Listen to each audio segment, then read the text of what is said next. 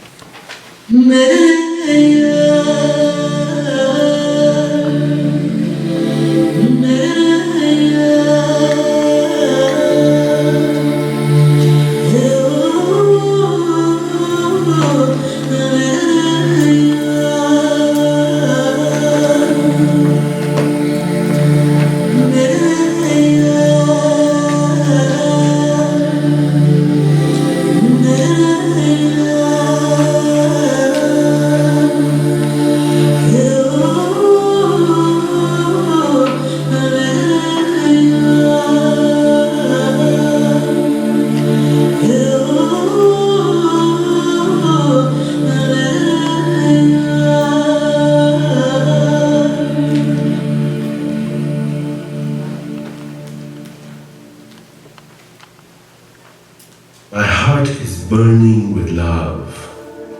All can see its flame. My heart is pulsing with passion, like waves on an ocean. My friends have become strangers, and I'm surrounded by enemies. But I'm free as the wind, no longer hurt by those who reproach me. I'm at home, wherever I am, and in the room of lovers, I can see with closed eyes the beauty that dances. Behind the veils, intoxicated with love, I too dance the rhythm of this moving world. I have lost my senses in my world of lovers.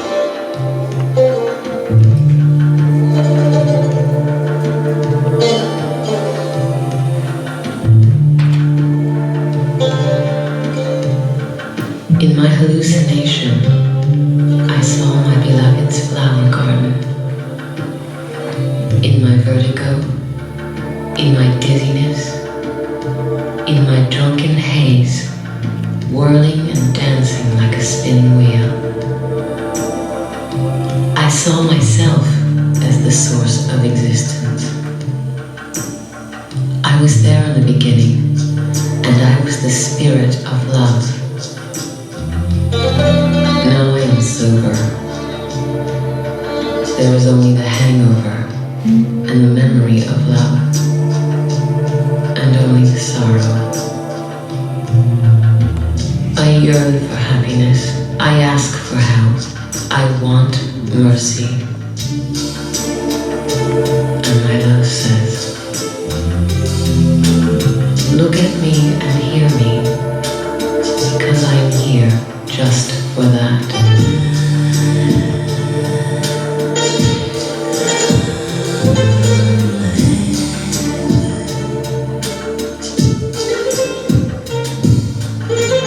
I am your moon, and your moonlight too. I am your flower garden, and your water too. I have come all this way, eager for you, without shoes or shawl. I want you to laugh, to kill all your worries, to love you, to nourish you. Oh, sweet bitterness, I will soothe you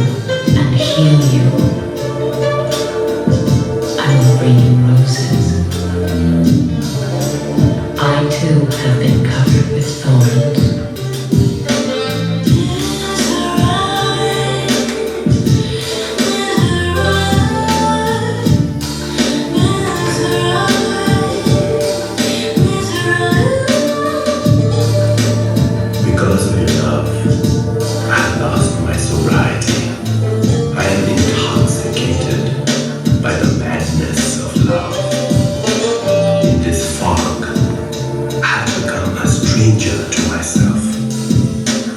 I'm so drunk, I've lost the way to my house.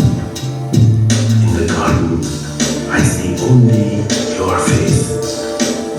From trees and blossoms, I inhale only your fragrance. Drunk with the ecstasy of love, I can no longer tell the difference between drunkard and drink, between lover and beloved.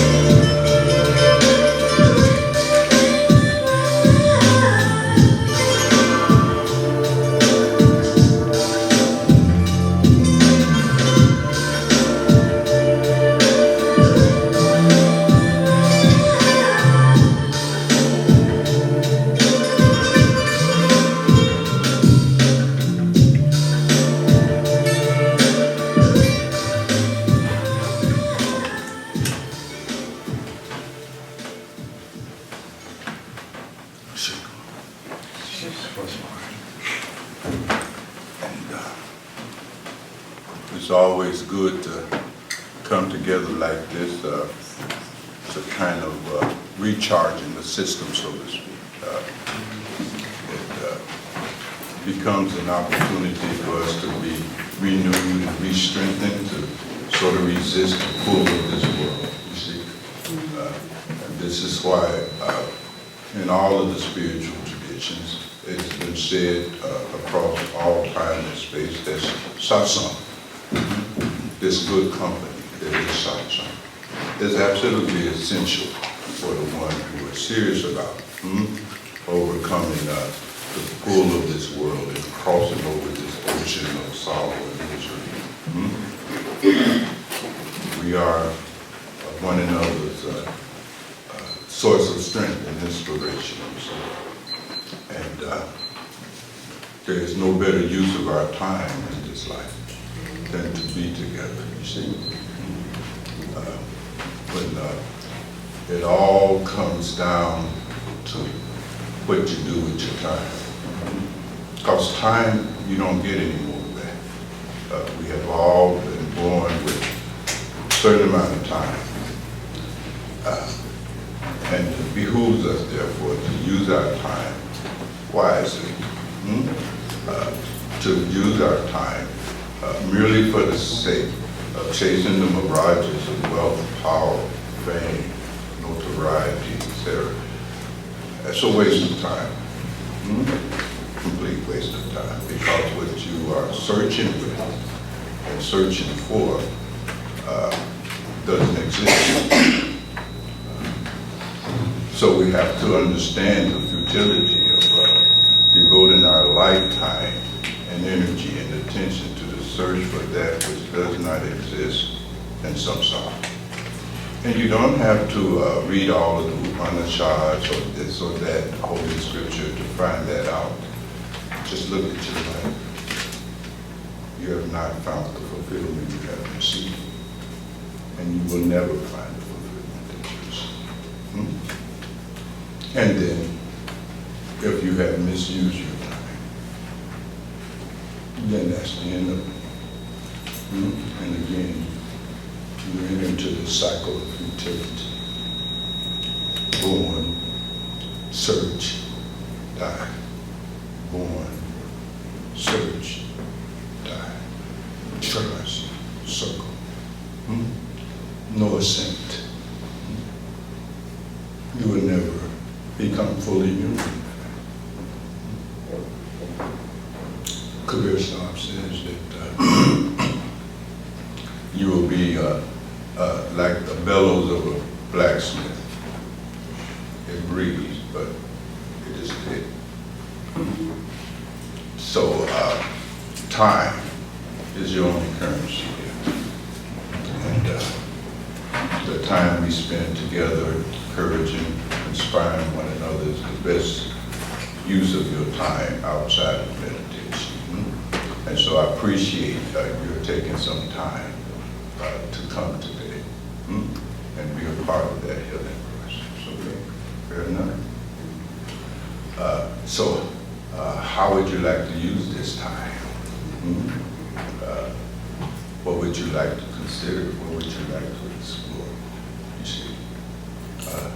What would you like to do with your chance? You all who know my Paul, right? He wrote a song himself. You won't find that in any gospel songbook. It's something he made up. You had your chance. And many of us have been around for a minute here.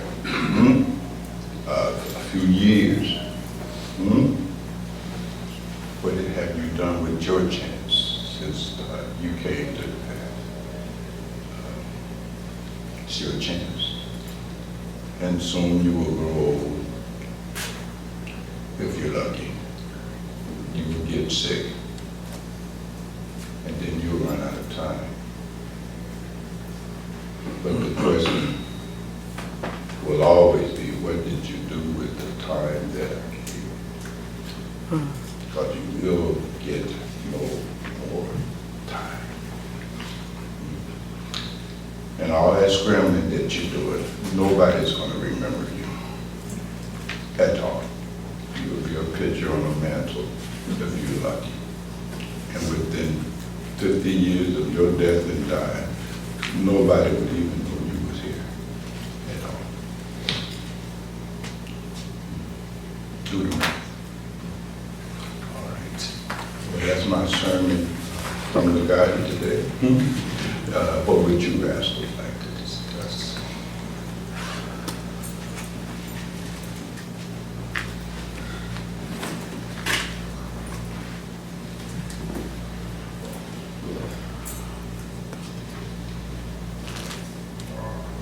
Yes, Bill.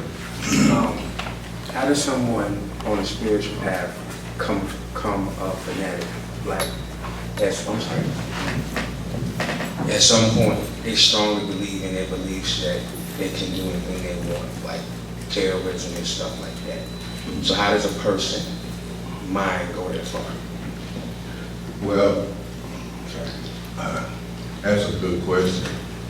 But the short answer of it is that beliefs are almost always associated with the spiritual search at this embryonic stage, which is religion. You see, religion is the seed. And if that seed is watered, you see, then it can sprout and grow into spirituality. You see? But if it is not watered, you see, and allowed to just linger and beliefs. Beliefs are just another form of ignorance, you see. And so all of that terror and violence and so forth are the signs of an ignorant mind. Right? With me. It's just limited to beliefs, dogma, doctrines.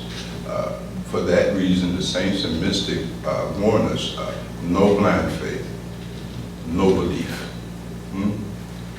There's a process where you must do the work and have knowledge instead of belief. You see, because beliefs are constantly changing.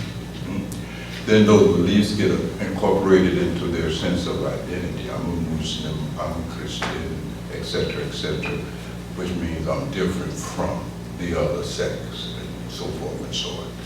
And then it becomes a matter of defending one's own ego, you see, one's own sense of self based on their affiliation. But fundamentally it's ignorance, you see. And when you look at those traditions, those are religions, and almost most of the killing and mayhem that goes on in this planet is in the name of their respective concept of God, in the name of Jesus that's killed 200 million people, in the name of Allah, etc., you see. It is because there is no spiritual teacher in the traditions anymore. Jesus has been replaced with the New Testament. You know what I mean? Muhammad is not here. You see it now. It's your interpretation of the Quran, etc., etc. So people are following their own minds. You see. It's a lot more to be said about it, but that is fanaticism. Fanaticism is a form of fear. So you're a threat to my beliefs, so I have to, take you out. It's kind of a self-preservation while in a state of delusion and ignorance. You have to say something more about it and guide me through your question, make sure that I'm addressing. It's just like at some point it necessarily has to be. I'm sorry. Necessarily has to be a religion belief, but a belief in general. Like at some point, like they lose all logic. I'm gonna do this because this happened, or I just say, oh, the person just, it's like a game maker. Oh, I'm just gonna go so far. I'm just gonna kill everybody associated with his family. Just lose it. Like it's all moral character just leaves. How does a person go that far? Mm-hmm. Even the very foundation that they principles are just thrown away. If they had any principles to begin with, you see. But that's why what is coming even to religion and the spiritual path is the development and cultivation of morals and ethics, you see, and to be governed by those principles. But if the fact the person has no moral and ethical development, you see, then they'll do anything. But what's more problematic is the fact that they're out of touch with reality. They are arrogating to themselves capacities and abilities that they do not possess. See, they think they run the ship, and they're not running nothing here. You see, Jesus said so, according to the scriptures, that you can't turn one handbrake. You're not the doer here, right? But when you have that illusion, you actually think you can do this or that. Doesn't work like that. So these are the unfortunate souls. They don't have any knowledge. Just believe. The thing, however, is not so much of the analysis of others. We have to examine ourselves and see to what degree we're still living our life based on mere beliefs, you see, but not knowledge, you see. There's a distinction. Anything that you understand that is not grounded in your first-hand experience is just your imagination. So your beliefs are made out of the same stuff as your imagination. You believe this, you believe that. They're usually not stable. They're constantly changing. Are you with me? Yes, sir. Right. No knowledge. Yes, sir. No wisdom. Wisdom always is born of your own first-hand experience. You can't borrow it. You see, you can't get it from a book. You can't get it from a talk like this either. You see, you have to do the work. And that's the universal truth. Something else, brother? Anything? No. That's it. Yes, beloved. Hi, I appreciate the message. So my question is about, okay, so I am trying to cultivate more devotion. And I am a thinker, not a feeler, but I really want to work on my bhakti yoga. So I was hoping that you could give a thinker some ways to feel. Well, it's not true you're not a filler. You have all of these faculties. You see, you just more identify with your intellect. You see, that part, with your mind, your thinking. You see, but you have feelings too. You see, devotion, and you'll have to kind of guide me. What do you want to be devoted to? You're devoted to what you're up to, you see? Right. So that's devotion, you see? That's the wrong thing. I don't want to be devoted to that. I would like to be devoted to my practice, devoted to my guru, devoted to dying while living, and I'm not there, and I know that this this ability to feel my guru while he is not necessarily physically present with me is very important, you know, or I'm not going to be able to change this. And this is, has been my strongest muscle for me. But I guess that's because that's the muscle I identify with, you know.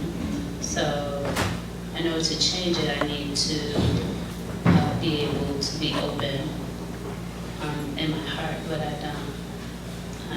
don't feel that. I only feel what's going on in my head. So. But that makes sense. Well, unfortunately,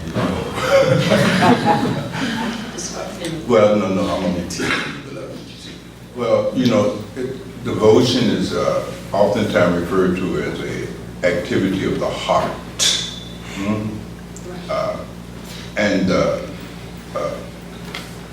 They talk about the heart must be open. That's another metaphor for the transcendence of your ego. See, you won't have any devotion as long as you're worried about you. See, you're into self-improvement, right? Spiritual path is not about the improvement on your ego. It's about the annihilation of your ego. So you have to have a right understanding here, you see. And that is what is required to have the devotion, you see. Otherwise it's just rhetorical, you see. When something is important to you, you pursue that, right? But how important is your something?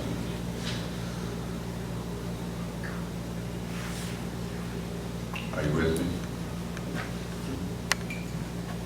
It has to become important.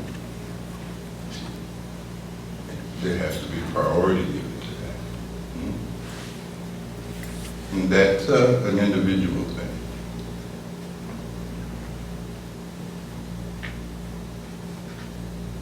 But you are devoted to the pursuit of your own ego.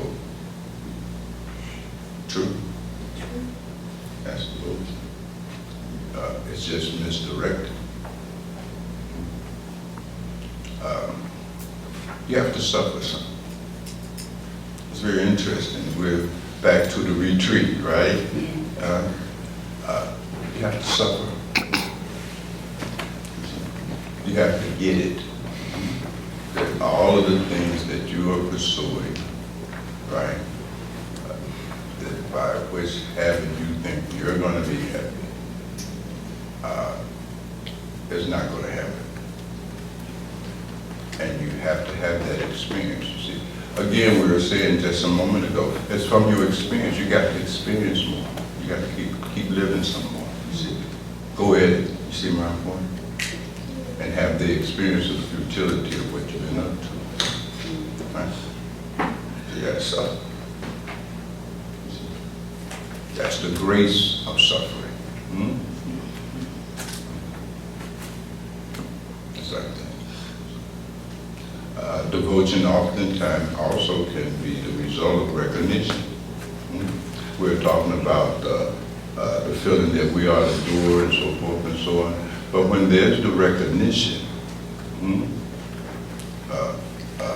of the grace that has been bestowed upon you, then that automatically triggers something in the heart, kind of profound gratitude. So devotion is made up of gratitude, recognition, et cetera, et cetera. There's a lot of moving pieces to it, but it is not an intellectual process. You see?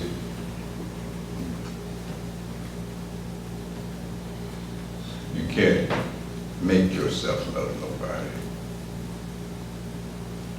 True. And can't nobody make you love them. It's a gift. Give it something. So what do you want to give the Lord? Out of gratitude. We'll travel a little bit more into that.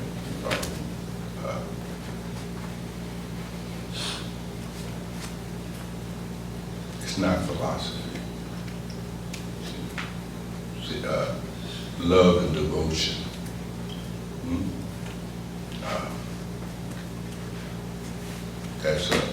That's different from the acquisition of techniques, trickery, you see, blah, blah, blah, blah, blah.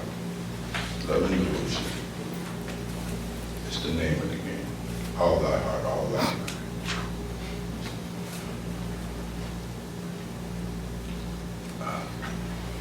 The willingness to sacrifice your own selfish ambitions for the sake of love. Say more about it, beloved. You can. No. See, we all want to be lovers, bhaktis, devotees.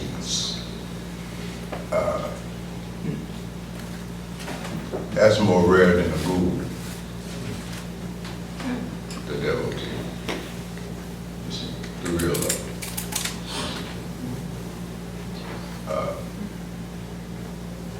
Takes everything. You see, that's the highest knowledge. You see? And there's a path dedicated to that process called bhakti yoga. But almost any kind of spiritual practice out there is going to require some love and devotion. You know what I mean? Some sacrifice. Devotion is the willingness and the capacity to sacrifice for the sake of a higher principle.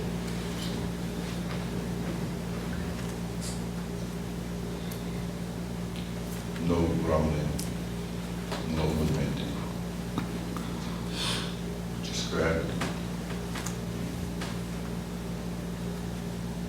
Sort of like that.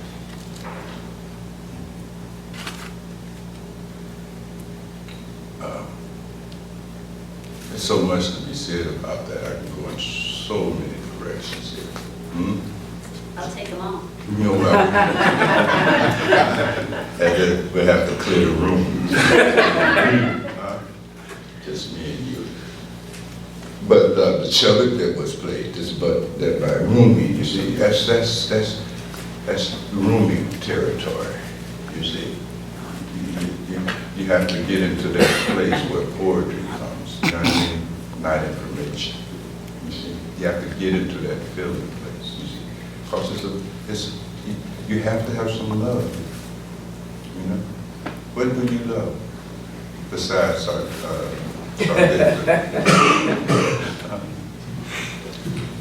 Okay, but she is always a butt with you. because I have roadblocks going. Like as soon as I feel any type of something that is not pain, because pain I identify with immediately, okay? But any other feeling is immediately succumb by fear. Like it will eradicate happiness, love, joy. Even my fear gets bigger because like everything has a... What are you afraid of? I don't know. So you got to find that out. You see, you're afraid of losing something that is related to your own egotism, your own selfishness. You see, you're selfish. Yes. Are you with me? Yes. All right. The selfishness is the problem. You're not willing to sacrifice any of those things that you are selfishly involved in pursuing for the sake of something greater. You see, this selfishness has to be overcome, dealt with. First and foremost, you got to recognize it. You see, that you're selfish. Are you okay with being selfish? No. Then put in some work. You got to discipline yourself. You got to give up something for real. You see, you got to give up something. There's got to be something that you need to be willing to die for. Not necessarily physically, but you understand what I'm saying? You got to give up something. You don't want to give up something. That's not going to work. price got to be paid here. Because you'll never get sodomness checking with your intellect. You'll never be able to do it. Because your intellect right now is in the service of perpetuating your own egotism and selfishness. That's what your intellect is serving right now. Are you with me? So you can't consult with your thinking. You can't even consult with your emotions because they're changing all the time. Are you with me? You can't check with your body because in the morning you don't feel like it enough. Are you with me? You're sleepy, you're tired, etc., etc. So if you check in with your body, your emotions, and your thinking, you're not going to have any kind of sodomy. Your sodomy will be wishy-washy here and there. Right? There has to be something more profound, you see. A commitment, you see. It's like if you're in relationship with God, let's say you have a relationship with God, what is that relationship governed by? Is there any fidelity in it? Is there any commitment in it? You see, sometimes it's easier to humanize it. Are you with me? Because we're human and we can understand that. Are you with me? You see. So that might help you to look at it, you see, a little closer. It's like if you have no children? No. Okay. You know, but even in these ordinary relationships, you see, look at the sacrifices. What are you willing to sacrifice for the sake of your relationship with God? In the morning, are you willing to sacrifice the comfort of the bed for the sake of entering into relationship with your deity, your concept of God? Every day, full time? No. It's based on how you feel it. You say you had no feelings. You don't feel it. You see. And the mind will give you good excuses. They say, oh, that's because you're potty trained and blah, blah, blah. The mind will rationalize. But the mind does.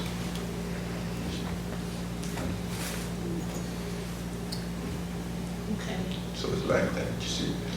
We refer to the sodomy as the process of dying while living. You see, we have all kinds of attachments. And, I mean, you read and you studied, you see.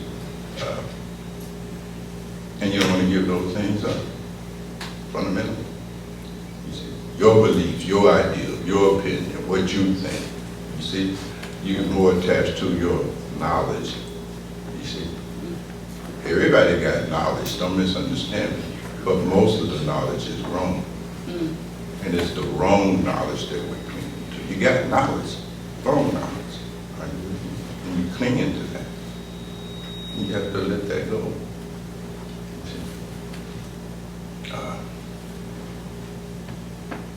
Suffering makes you serious. And you got to get serious about it. Are you with me? Are you serious? Don't answer that. Have some shame. But think about it. Are you serious? See, when you're serious, you overcome all of this. You know, seriousness cuts through these obstacles like a hot knife cuts through butter.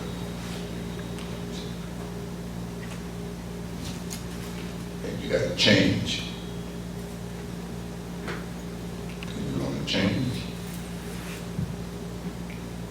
But how badly do you want to change?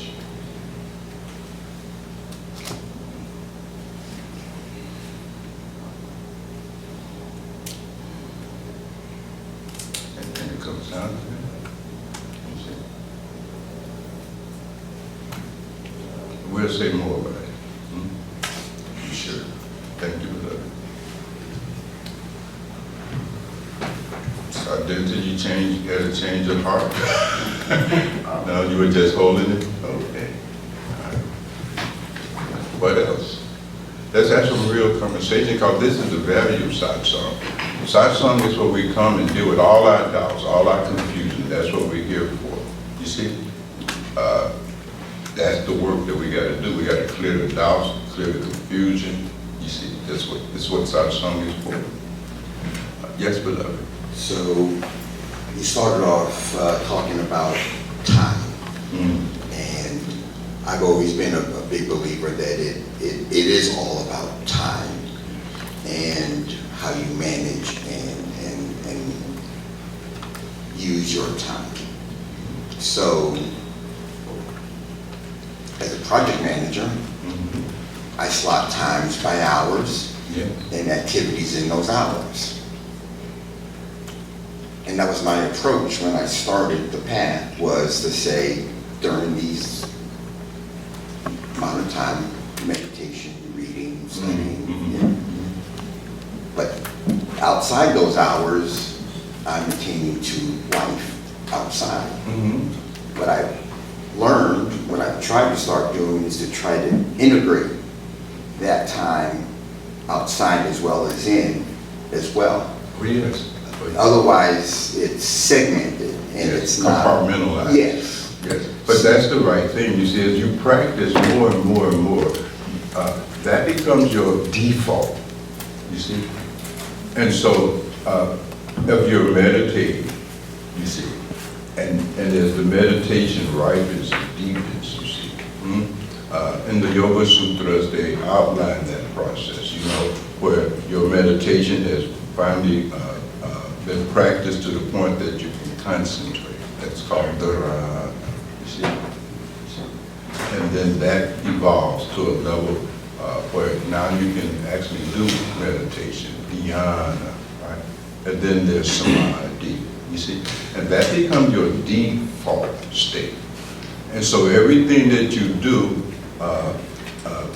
is done from that point of view, from that disposition. Like you're a male, right? So when you go to job, you don't lose the sense of being a male. When you interact with your wife, you don't lose the sense of being a male. You see, that's your fundamental identity, you see, as far as the body is concerned. Are you with me? So you are a male slotting time. You are a male performing your role as husband. But there's something that is not changing with the change in the situations. Are you with me? That changelessness is the fruit of the pala of your meditation. We call that sthiti prajna, now you're stable. Are you with me? And that is reflected in everything that you do, right? There's no more difference, no more separation, you see. You see, it's become your nature, right? But that's the beauty of practice, you see. So you keep practicing, and then eventually something is transformed. There's a shift, literally, and you are resting in that. Are you with me? The Buddha said that no matter what his savakas are doing, what his devotees are doing, they never forget their savakas. You see, you never forget what you are. You follow me? You're not these roles, you're that which is playing these roles. You don't forget the self, you see. So like a good actor can go on stage and play the part, but they don't forget who they are. Are you with me? They don't lose that, you see. So that's one of the levels that your meditation has to get you to, you see. You'll get stable in that, you follow me? As you cultivate those qualities, those virtues, of kindness, you see. So your kindness is there in all of your relationships. You know what I mean? It's not that you're just kind to your son and your daughter. You become kindness. It's like an element. Are you with me? Like the nature of a rose, you know, the aroma of a rose, that don't change. Whether a dog smells the rose or whether a poet, it makes the rose no different. The rose is a rose. Are you with me? So as your meditation evolves, you see your humanity evolves, and all of those kind of things, you know all about that, and that becomes persistent. Until then, it's an act. You follow me? So when I sit for my meditation, I act like I'm, you know, in love with God. Then when I get up out of the meditation, that's the end of that relationship with God. It's like if you're married, you see, and no matter where you go, you know you're married, right? You know I'm a wife.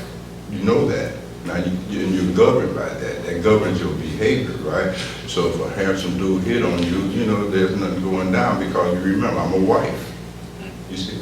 So if you remember that you are on the path, right? Or you are a yogi, or you are a mystic, or whatever word you want to use to define it. You see, that don't change, and it actually governs your interaction, right? Like with me? Yeah. Sort of like that. Not exactly like that, but you get in the sense. So what we're talking about, there is a kind of changeless sense of self, a kind of changeless goal in your life that does not change, that remains consistent, and actually informs and governs how you interact in all of these other curricular areas. Because we're in this world, it's a world of action. You gotta act. You see, you have roles, you have duties, you have responsibilities, right? So you can husband like you are an initiate. Are you with me?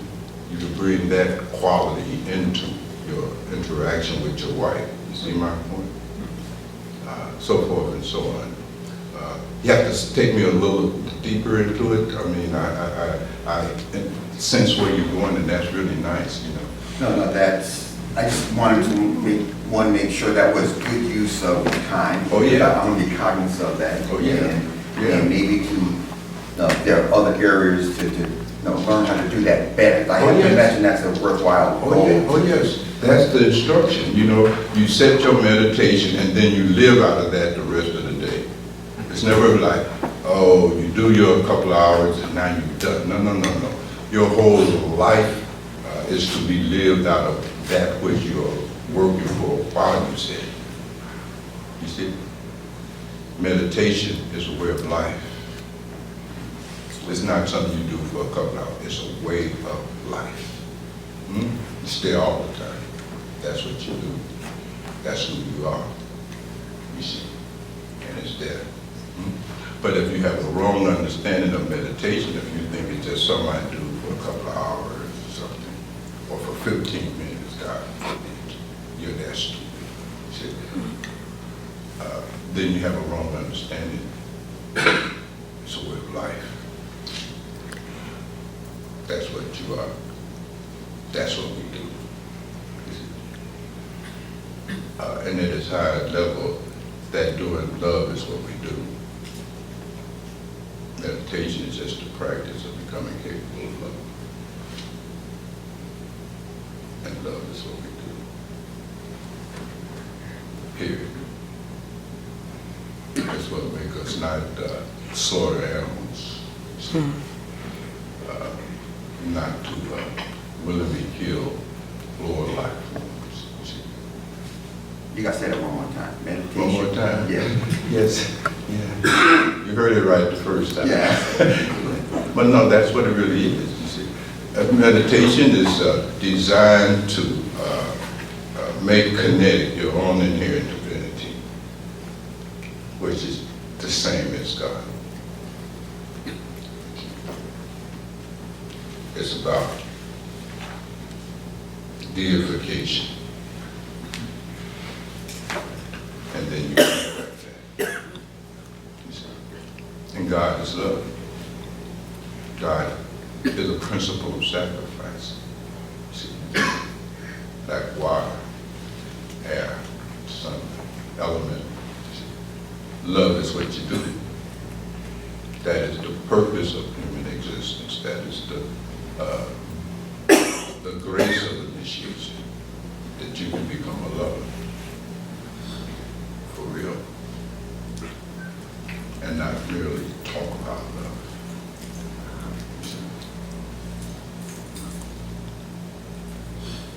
The agency of love. And that's what you do. That's meditation.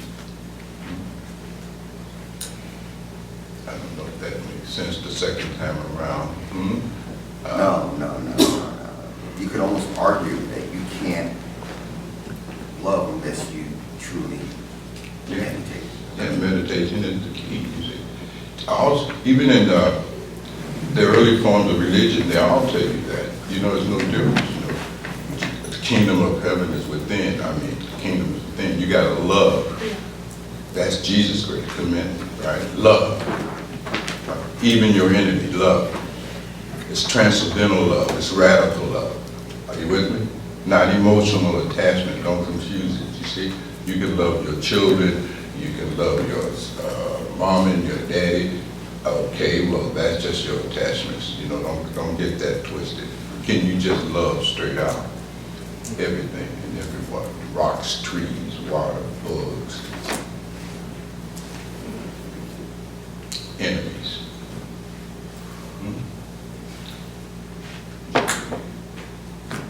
This is what meditation is for. It's a process by which, what I used to say, by which a puny human being is transformed into God. That's what love is. That's what meditation is. It turns a Gautama into the Blessed One, into a Buddha.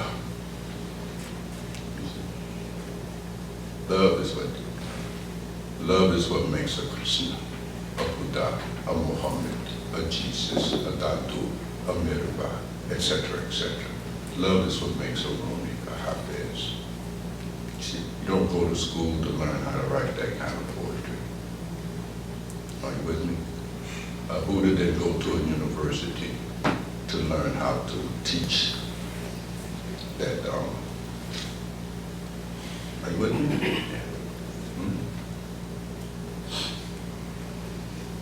It's like that.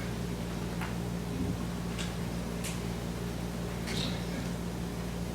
Sort of like that. Not exactly like that. You see? Because words can never really capture the process. You see? Not fully. You see? Because it's beyond logic and reason. You see?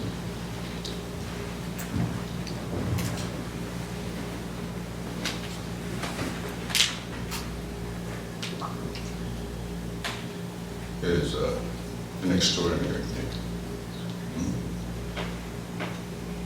Maharaji used to say that one of the signs that your meditation is deepening is that you become more tender, you see, more sensitive to the suffering of others, like with you.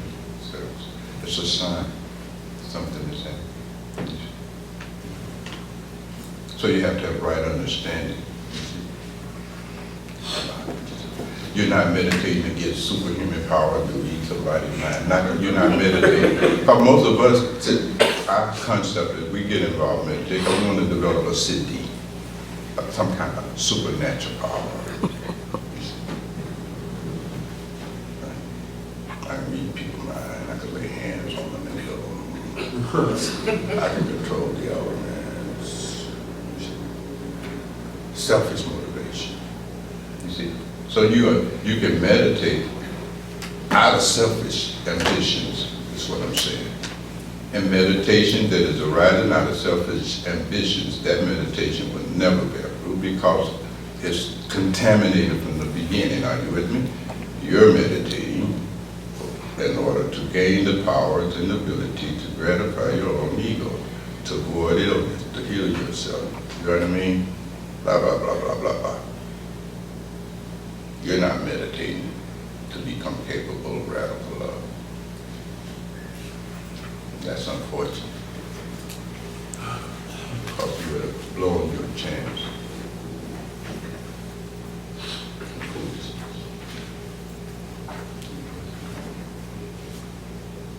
So that's what you have to do. You got to look at your motive.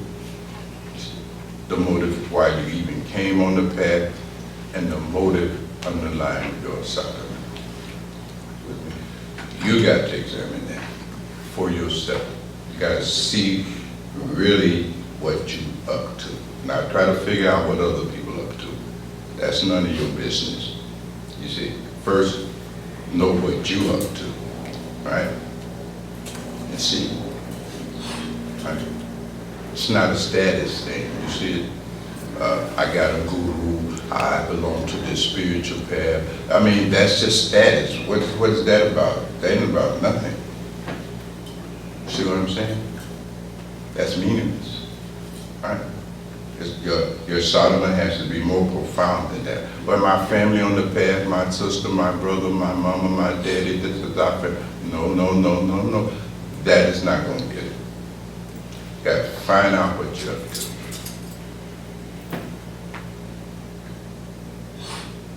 Are you with me? So you got to decide. Make up your mind, make up your heart. What it's going to be. Are you going to be the real deal, or are you just going to be up to some more bullshit? Just bullshitting yourself. Pretending. You see? Pretending to be spiritual. Pretending to be all of that. Pretending to be interested in that. You see? Right? But you're really not. You know what I'm saying? There's no evidence. Pretending to be wise. You know, I consume the Gita and all of this, and so I can get my pretending to be wise and all that shit on. Are you with me? You see? Somewhere in the Bible, you know, Job was trying to do the same thing, and God said, hey man, you see that, man? What are you trying to do here? You know, passing yourself off as a knower, as a lover. He said, you don't know anything, he says. You know, he had to put Job in place. He said, where were you when I laid the foundation of the world? Drop that shit. Are you with me? Yes. See, but see, if a part of your ego is to be this very eclectical, very knowledgeable, a polymath, you know what I mean? I know everything. See? Nothing coming out of that.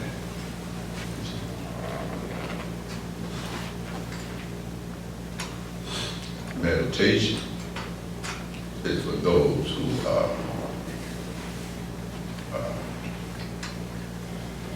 wants to be an agency, someone that God can use. Otherwise, God, what can He do with you? I mean, really, you can't conduct none of that divine love in you. I mean, what's the point? And if you want to be a full human being, you see, then meditation is the way. It's the only way to rise above the same instincts that you share with an animal. You know, in Kashmir Shaivism, they call such a person that has not undergone that transformation of meditation a pasu, a beast. You see, your desires function, and just like the instincts in an animal. Animals live instinctive lives, right? You live a life moved out of your desires. Your desires function just like instincts function in animals. And that's what you do. Are you with me? You get a desire and you try to fulfill it. Then another desire pop up and you try to fulfill it. Then another desire pop up and so forth and so on. But this is what a beast does. A pasu. And all of the desires, selfish-based desires, ego-based, selfish, right? Meditation is a process that helps you transcend this inherent selfishness. Our problem, beloved, if you want to drill down all the other problems we got, they come down. You are just selfish, period. And you gotta deal with that. Are you with me? You're too selfish. That's why you can't meditate regularly and punctually and full time. You're too selfish. Are you with me? That's why you can't love others. That's why you can't even love God. You can't love, well, you just can't love nobody. You're selfish. See? You're in a temporary relationship, but you feel in all of them. Are you with me? Because you're too selfish to be in a relationship. Are you with me? You can't even love one other human being consistently over time, for better or worse. You can't do that shit. You see? All right?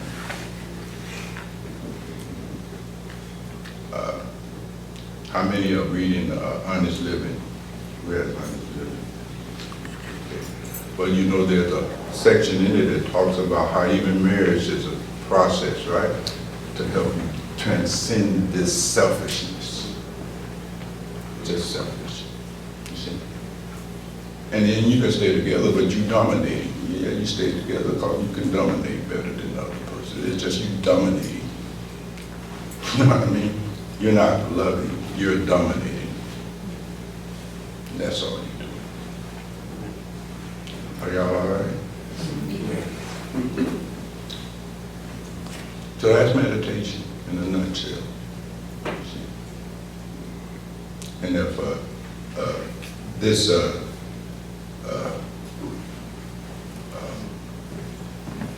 goal of is not consistent with you, then don't meditate. I mean, what is the point? Give that up.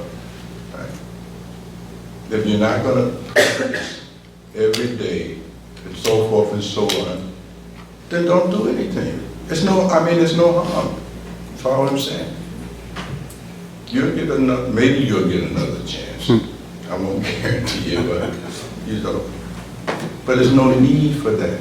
Best not to get on the path. Best not to get initiated. Truly, I'm serious. Best to stay away from it. You see? If you're not going to do it right, don't do it. Don't that make sense to you? Yes. Because otherwise you're deluding yourself. You're not going to get you're not going to be able to do something wrong and get a right outcome. This is not going to work. That's just straightforward logic, right? So why do that? There's no point in it.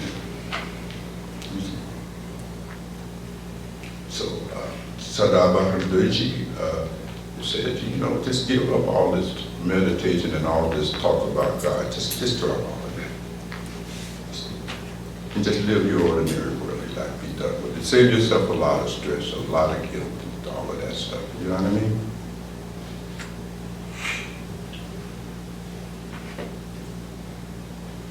Meditation, sadhana, that's for serious people. And you're a non-serious person. How does it gonna work? A non-serious person can't do anything that is serious. This is serious business here. Yes, sir. So you got to get serious or be made serious. And part of the function of satsang is to help try to make you serious. But ultimately, you got to get serious. Recognize the necessity for it. You see, stop playing these little intellectual games. These little games with philosophy and words. Those are games. You see. And then when you get your cancer, you get your diabetes, then you realize you don't blew your chance. Right? All right? Yes, sir. Right.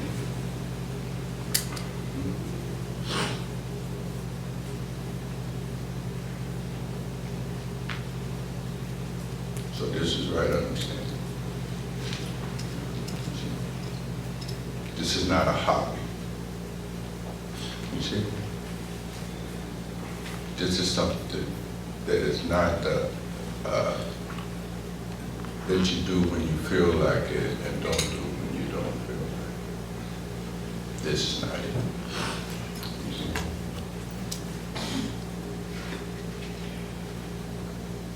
This is something else. It's very interesting. I anticipated you today. Because when I be listening to these cooler tapes and so forth and reflecting, I said, they don't understand what this is. So I bought you a Rumi song, and y'all was nodding your head, but you missed the lyrics. You're rocking to it, and that's all right. It's good music, but the lyrics are so profound. So I said, okay, I'll try this. Is another tactic. Right. So I bought something from Rumi as well that really try to give you a taste of what this thing called meditation is solid is and what it is not. I'm gonna draft you, right? You like room? Okay, then you'll do justice to it. So, read to the sunlight.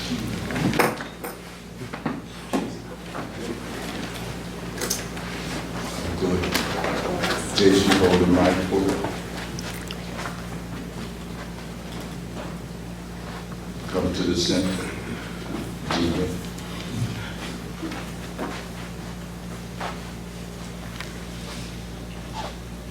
This we have now.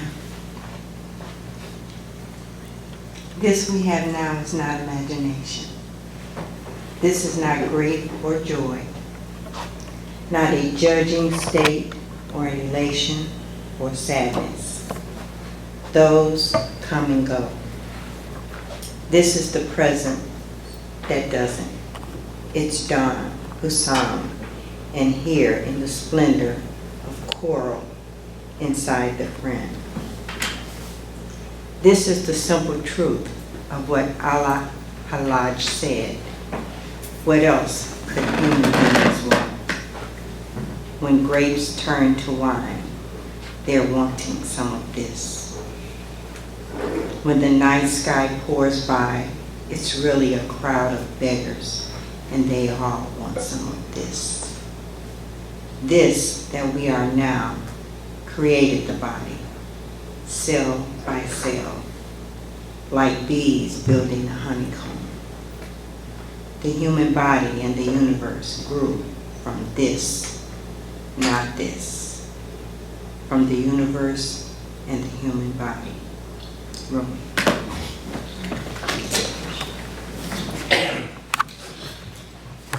We'll leave it here for those who want to read it for themselves, for the most part. So, hopefully you all are beginning to understand this.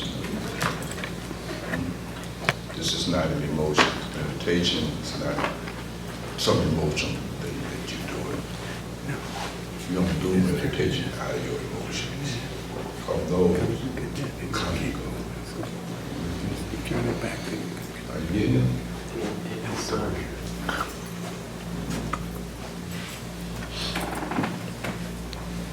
It's not something you do when it feels good. It's not about making you feel good. If it does, fine, but that's not what it's about, because this joy also comes.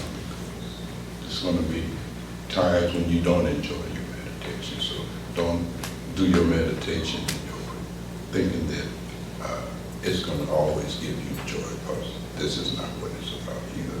Are you with me? Yes, sir. So kind of presence, right? Gender presence. You know, it's really interesting because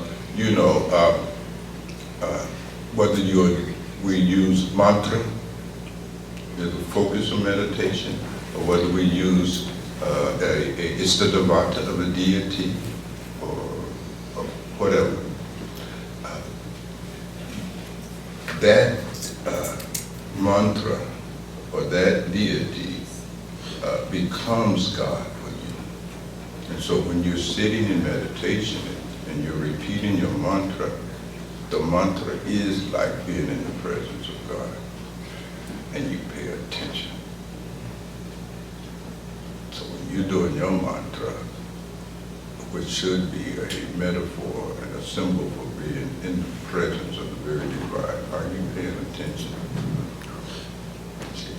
People do Simran for years, repeat mantras for years, and nothing happens because they're not paying attention. And they're not paying attention because what they're trying to put their attention on does not represent anything that resonates with their heart.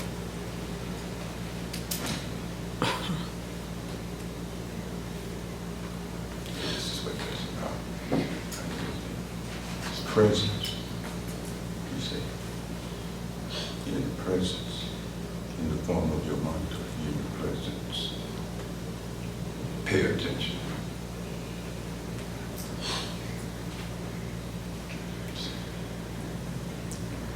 Are you understanding? So,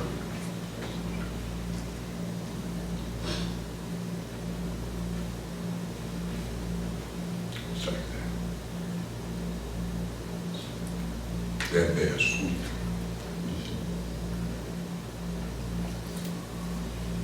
And that presence travels because wherever you can, your mantra can go, your presence goes. So you take it with you. You see? And your relationships, you see, it's the presence. You're relating out of the presence. Are you with me?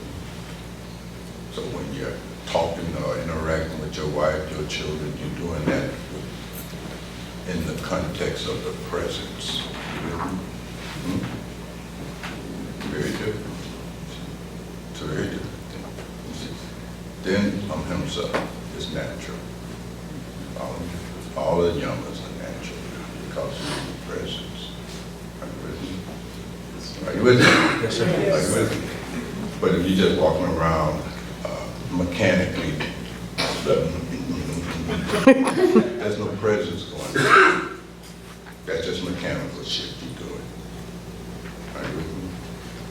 So, nothing comes out of it at all. How did we get on this topic? You flowed. Flow. Some of Debbie started this. Something else you asked for like to discuss? Yes, beloved.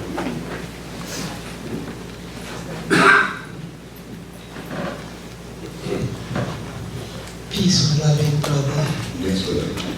I really have two questions. I'll start with the first. I woke up this morning and I was focused on immutable laws. And so my question is, I know that there are immutable laws of the universe. Are there immutable laws of the earth that are specific to the earth, like, say, gender?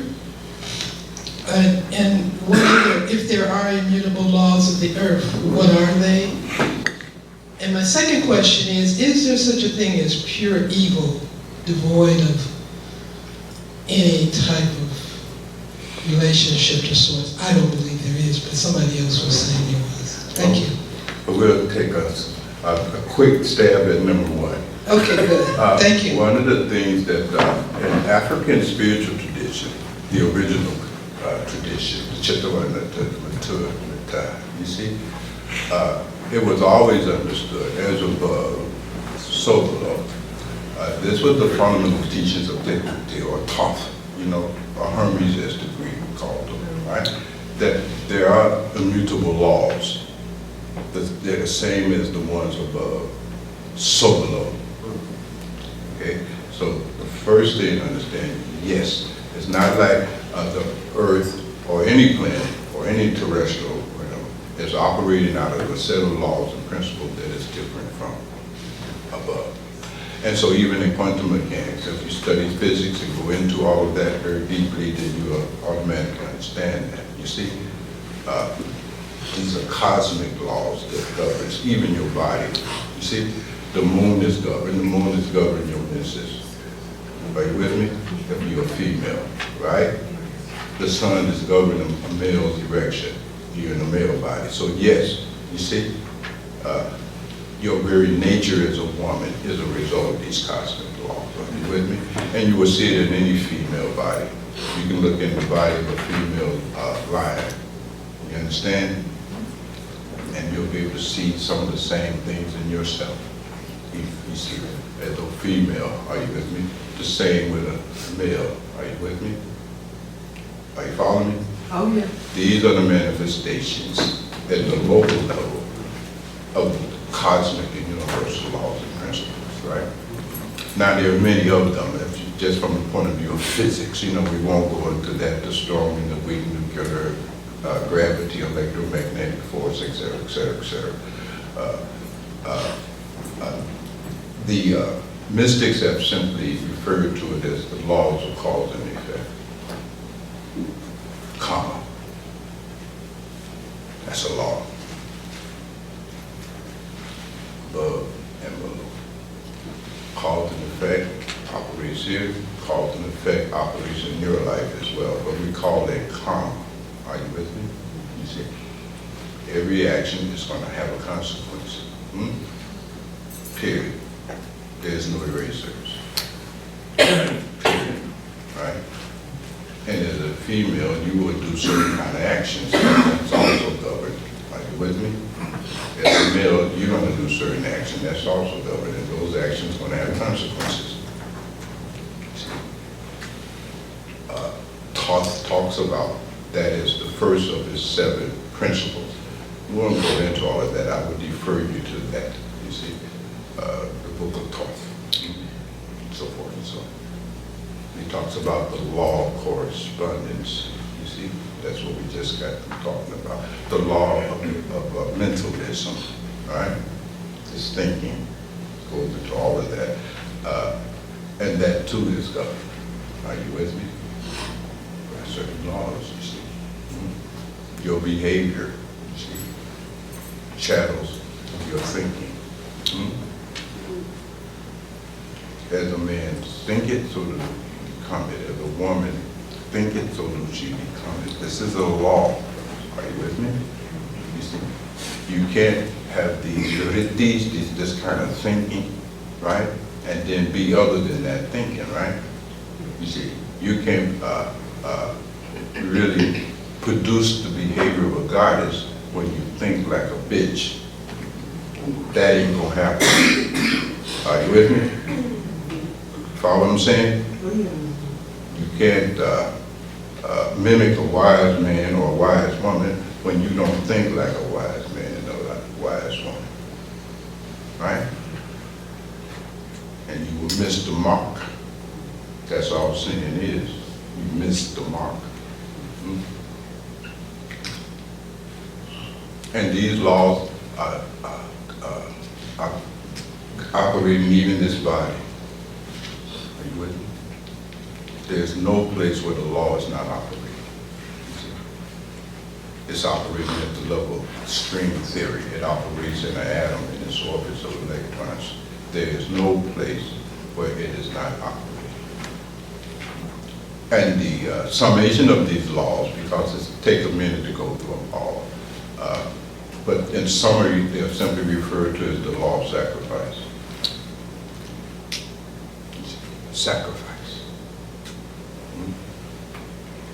To go beyond one's own selfishness. So if you look at the elements that makes up the universe, right? Makes up this body, it's the same elements, right? Right? Nature, right? We're in nature. We're sitting in nature. Nature is governed, right? By certain laws and principles, right? Yeah. You can't go against nature and have good outcomes, right? You must eat. You must drink water. You must rest. Try to go against that based on your bizarre thinking and see what happens to you. They cannot be violated. Are you with me? They are immutable.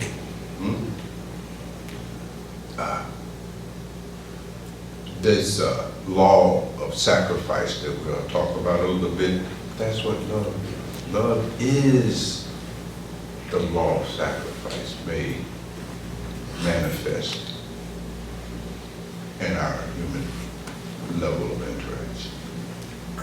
That's the law.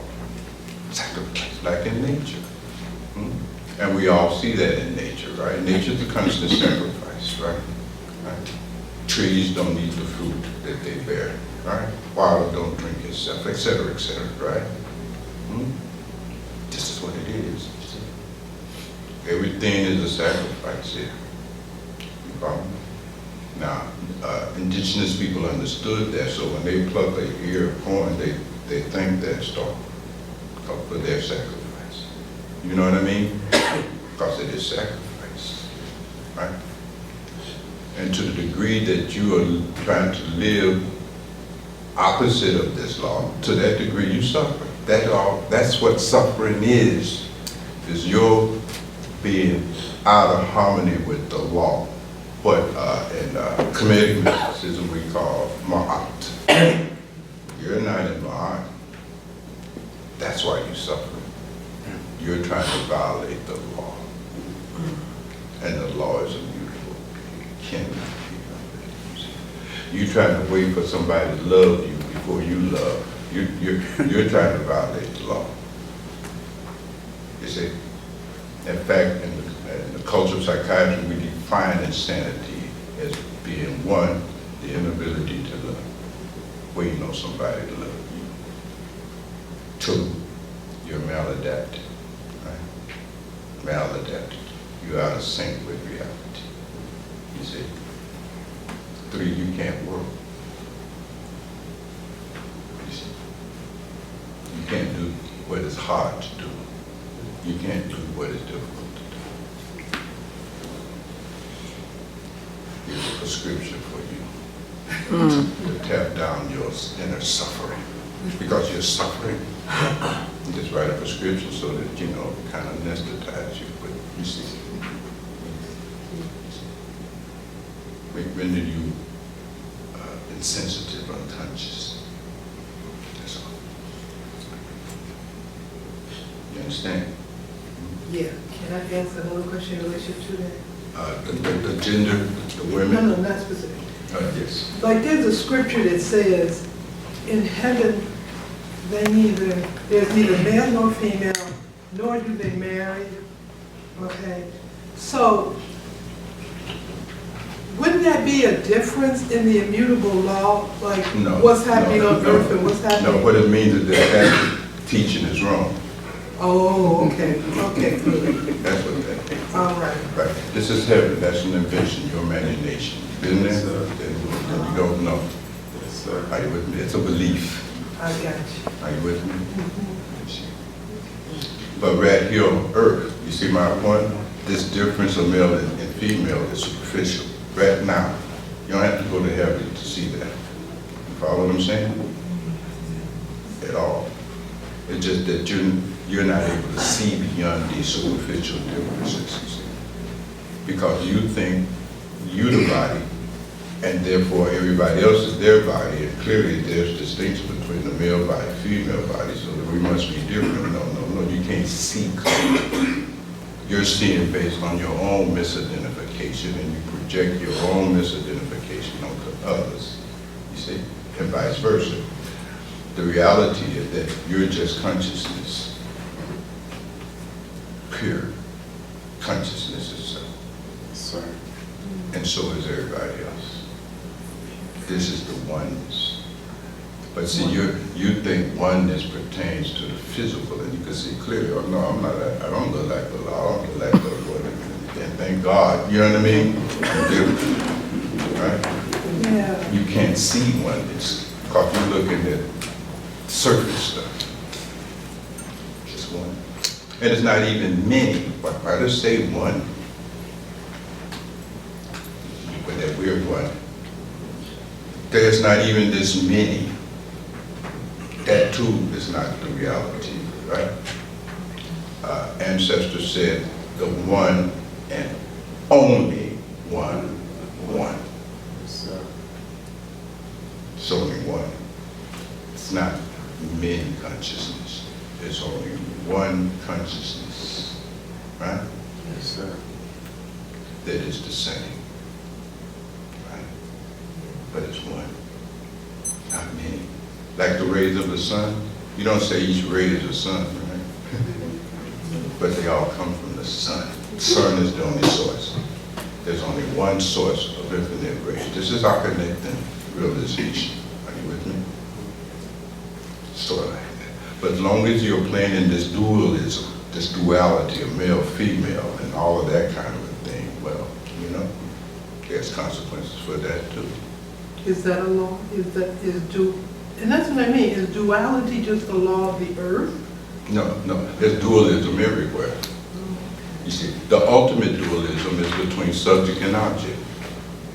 So even when you look at a star, the star is an object in your awareness, and you that awareness of it. So subject object is the fundamental dualism. Period. It's very profound. It's a very profound. You see? Thank you. Well, I don't know if that's helpful for you or not, I'll but ask I'll more take questions it. later. It's very profound, you see.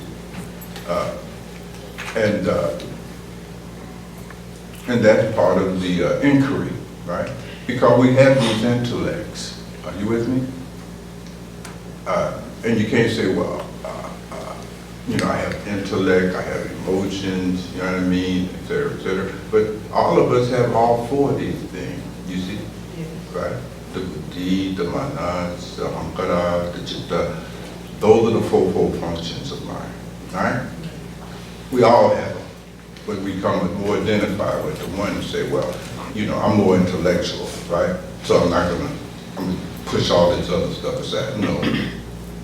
You have them, they just dysfunctioning in you. But you have not cultivated, right?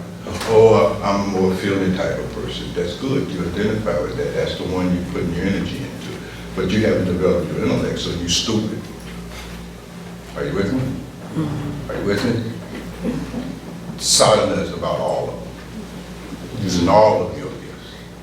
Not just elevating one over the other. Are you with me? Right? So that's part of the cultivation of the intellect. All of these have to be cultivated. All of these have to be addressed. Are you with me? And there are yogas that are specifically designed for such cultivation. If it's your intellect, it's jhana yoga, path of knowledge. Are you with me? If it's the heart, and so forth and so on, it's bhakti yoga, and so forth and so on. All of them have to be cultivated, and so that you become a fully functional human being. Otherwise, you're stunning, brilliant, but you have no morals. You can't be committed. Are you with me? You have no compassion, no daya, no compassion. Are you with me?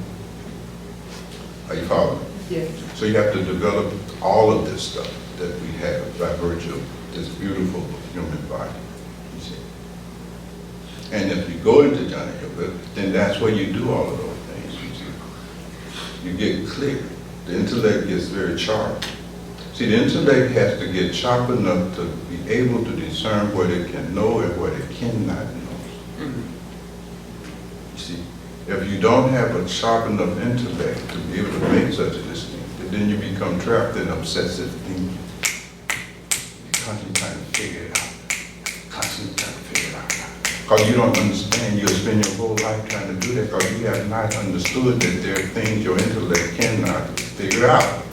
And you get trapped in that. Are you with me? Yes. It's like that. It's very interesting. There's a movement in psychology now called the psychology of unknowingness. Part of consciousness studies. Of unknowingness? Yeah, unknowingness. The limits. Really looking at what are the limits of intellect? What are the limits? There is a limit. Those things are limited. We keep thinking they're unlimited. No, they are limited because anything that exists in time and space is limited by definition. True? It's limited. You have limited intellect. It's a limit to it. You see? This is what Job had to learn. Where were you when I laid the foundation of the world? Your intellect. You weren't even there. How could you intellect? See? And therefore that makes you capable of humility. See? And that's one of the qualities you see of these great intellects. I mean, really, truly great intellect, not want to be intellectual, because there's a whole slew of us who don't want to be intellectual. We have a little bit of this, a little bit of that, dabblers. Are you with me? But those who are really brilliant, for real, you see, there's a humility. They have a certain kind of humility. Because they're brilliant enough to know what they don't know and cannot know. A Socrates, you see? understood. There's a realm of wisdom you can't reach through logic. See? And that's what makes you home. Are you with me? So truly brilliant people, I mean really, really brilliant people, you're not going to see any of all that arrogance. They understand. There's a cloud of unknown.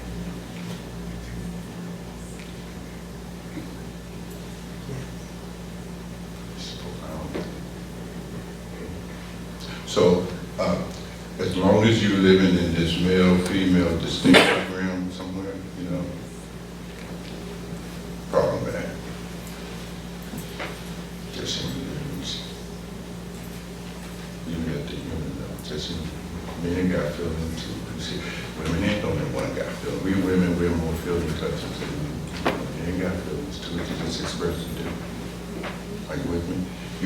You drive a wedge. You see? You get separate. And then the other that is different becomes the problem. Because you see it as other. You see? There's been no extraordinary male-female relationship in Osiris, you see, and a nice, you see, Krishna and Narada story. But not just at the mythical level of Ramakrishna and the Sarada Devi, you see. Extraordinary. But two becomes one. It is possible.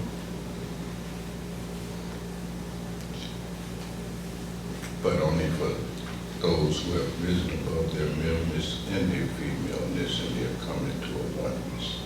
But if you're in a relationship, you're still thinking you're something different from your husband, and the husband thinking something different from the wife, and so forth and so on. That ain't going nowhere. It's all right, you can raise children, pay mortgages, you know what I mean? Stuff like that. Okay, then it's all right, don't misunderstand me, I'm not knocking it, but that ain't no soulmate shit going on here. Are you with me? That's just ordinary, you see? And if you can't do that, you can't even do ordinary relationship. How will you do the great relationship? The relationship with God, that's a great relationship. These are little relationships. You can't even do little relationships. Because you're in a relationship not governed by the principle in the law of sacrifice. You're in a relationship governed by selfishness and your ego. You're not operating out of law of sacrifice. Are you with me? You're not willing to set aside your own selfish ambitions and self-gratification for the sake of the welfare of your beloved husband or wife, etc. You ain't on that page in your relationship. You ain't on that page of what can I get for me? How do I get my way? How can I change this person to make me happy? You're there to exploit and to rob the other of their own humanity and enslave them to your, what you up to. And that's suffering. Don't you think? Yeah. And if I do that to another human being, actually demand them to forfeit their own self for you. Men do that classically, right? They're unenlightened men, right? Because they're stronger than you. You follow what I'm saying? They'll dominate you to the point of trying to make you venerate him, even in the absence of any qualities he possessed worthy of your veneration. It's the male ego man. You see, dangerous. But they'll beat your ass to get that out of you. Are you with me? Mm-hmm. Are you with me? Yeah. Leave that level of life, don't you think? This is your chance to rise above that. Right? And you have time. You see? You have time.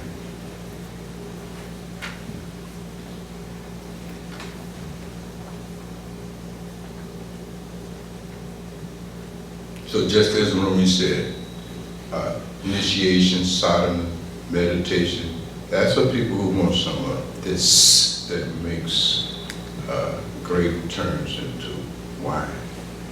And if you don't want some of that that transforms grapes into wine, you don't need to be on no spiritual path. Seriously, you really don't.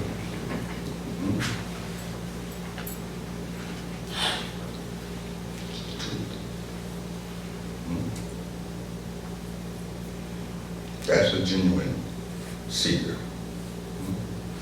It's almost like you say you're seeking truth, but you really don't want the truth. You see? You really don't.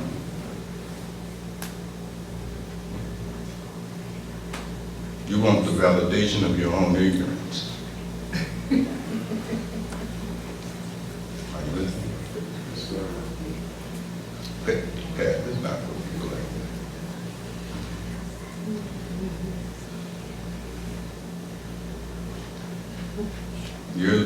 You come to the path when you are seeking that which does not come and go. You're tired of that coming and going. One day you feel love, next day you feel down. One day you feel love, the next day you feel down. Blah, blah, blah, blah. You know, you're tired of that. You're seeking that which does not come and go. Very good. You see. And there's only one antidote to your egotism and your selfishness. And that's me. This is the ultimate law. The law of love. You must love or you will perish. You must love or you're on your way to becoming an amoeba again and then make that whole climb all the way back up. Right? This is the law. This is the law. You must love. Are you saying you only have so much time to? That's right, you only got so much, because you need the body. See, the moment this thing ends, and it will end, the moment this ends, your sadhana is over with. No more sadhana for you. Wow. That's even before you go into the casket, as you move through those stages of life. Are you with me? Every day, every year, this thing is dying. It started dying when you came out your mother's womb. You just didn't notice it. And it wanes away, it wanes away, it wanes away, it wanes away. It will get sick. You cannot even use it for any sadhana because there's no more energy in the damn thing. It done ran out of energy and strength, right? You don't have enough strength to sit anymore. You understand what I'm saying? Yes. Time. As time moves, this thing falls apart with every tick. Now you had it when you were 22, right? You didn't do nothing with this body. You see? In fact, you tore it up. Are you with me? Now you realize, oh, I need it, but it's gone, it's wasted. You had your chance and you blew it on some bullshit. Same with your mind. Are you with me? Sharp intellect is disappearing. Neurons are dying. Connections are collapsing. Memory is waning. And then you can't pay no attention. You understand? Your faculty for paying attention has deteriorated. How are you going to keep your attention on the monitor? You borderline Alzheimer's now. Amen. Are you with me? Yes, sir. But you had your chance, and you wasted all your attention on TV and bullshit. Y'all not getting depressed, are you? I don't, let me see. But you still got a chance. You still got a chance. Yeah, you'll be all right. You just saying you'll be fine. Don't worry. Grace, mercy. You know what I mean? All right. everybody hold their brains out. Right? Let's dial that down a little bit.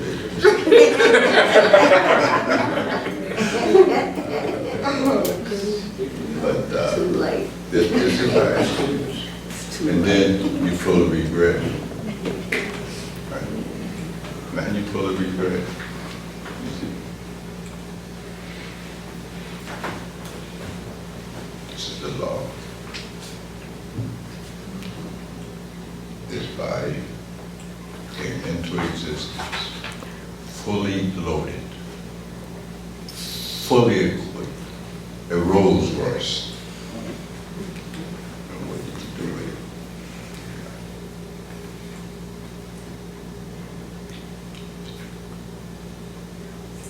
What did you do? And no matter what vitamins you take or what you eat, you still gonna disappear. Ain't gonna help. Are you with me? Yeah. Surgery not gonna fix it. You understand? Chemo now. And as you get older, then you begin to finally see the consequences of your previous decisions and how stupid it was. Yeah. See, one of the absence of a sharp intellect is that you don't have any vision logic. You can't really see the consequences of your decisions because different decisions require a different amount of time to come to fruition. Are you with me? They're not immediate. Again, those who got the honest living right, they give it an example in there, right? For instance, there's decision you can make that will have almost a near immediate consequence, like touching fire. Now you see, your decision to touch that fire, that wasn't a good one, but I got burned. I created some suffering for myself. But you're making other decisions, right? Some made the decision, oh, I'm not going to go to college, I'm going to start studying this, right? And then 25 years later, you find out, oh shit, I really messed up. But it's too late, those 25 years are gone. Or I decided to do this, and then you see, right? I decided to drink and drug, right? That's what you decided with the conscious choice you made. Are you with me? You thought you were being cool and this would be hip and fun, right? And then you see 15 years later, you got liver damage. Are y'all with me? Yes, sir. But you don't get consequences. Immutable law. Nobody exempt. You shall reap what you sow. Even the stuff that you did that was stupid. You see? And the heart organization, one of the first thing we teach the kids to come through there, know the law before the law knows you. That's our first lesson that we teach them. Right? Unless they come and teach us that, they actually tell us almost the same thing. Understand the law of karma, right? Understand that before the karma catches you. We don't listen. Or maybe it is that we didn't, but we think we know better. We got a way to get around that law of karma. You see my point? We're going to karma proof ourselves. Right? No, you're not going to karma proof yourself.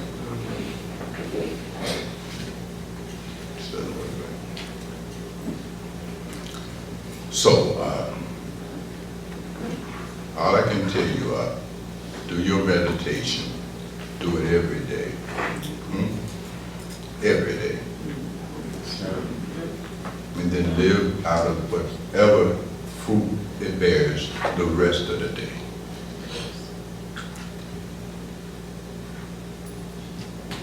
And don't waste your opportunity to get some of this that when we talk about. That makes a willow stand straight.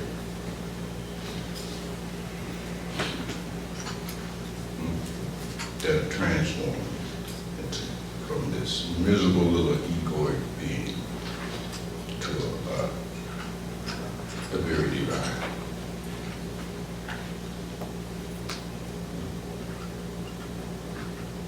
All right.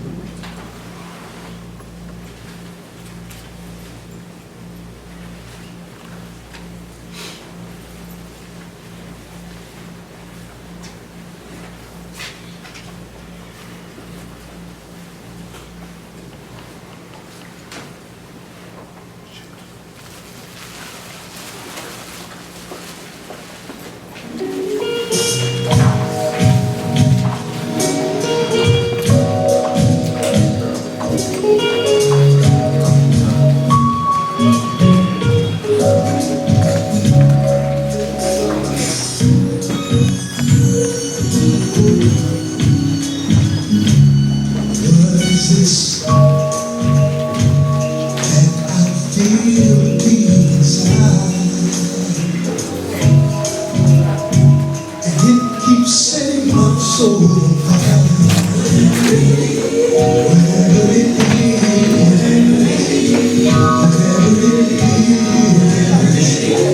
Whatever it is, it won't let me.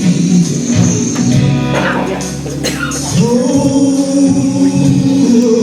my peace.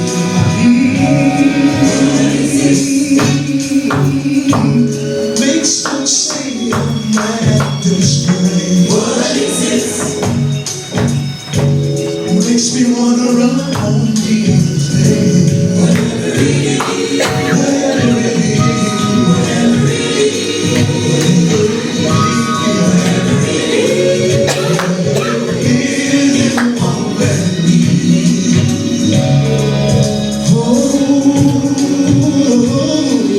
my peace.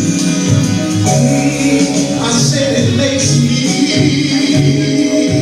love all my enemies. And it makes me love.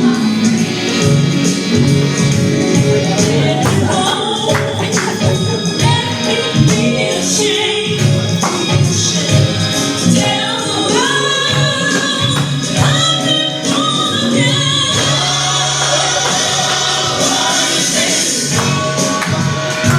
It makes me do right when I do wrong. When I'm down low, it gives me so. Whatever it is, whatever it is, it won't let me. Oh, now he's on my feet. Ooh, I said it makes me love all my enemies. Yes, it does. It makes me love my friends. And it won't let me be ashamed. Tell the world I've been born again.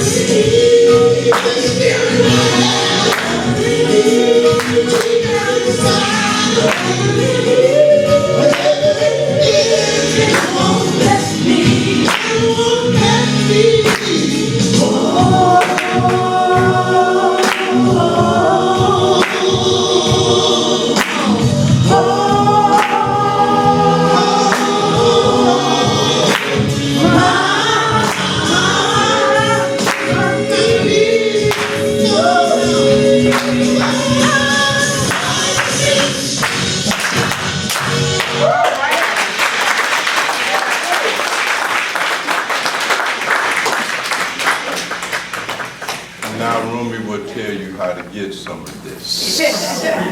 So Rumi started us off. Now let's let Rumi take us home.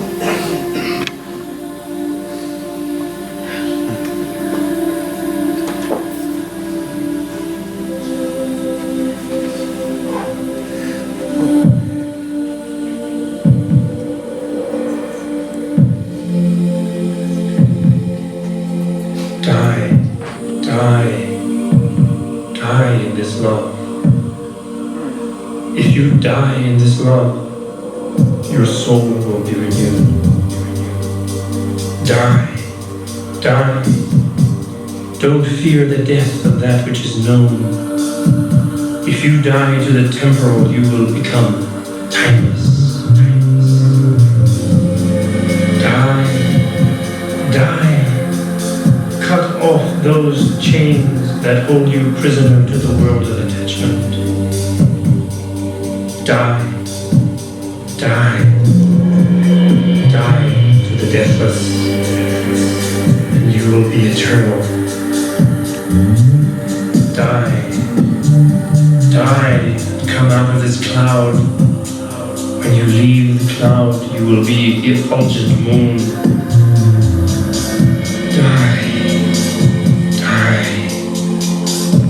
Die to the din and the noise of mundane concerns.